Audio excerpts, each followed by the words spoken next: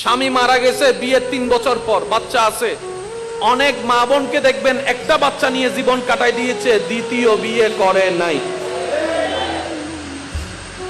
এটা নারীদের ধৈর্য শক্তি রব দিয়েছেন। সুবহানাল্লাহ বলি। এবার আসেন, 10 বস্তা সিমেন্ট একজন পুরুষ একজন নারী দিলেন।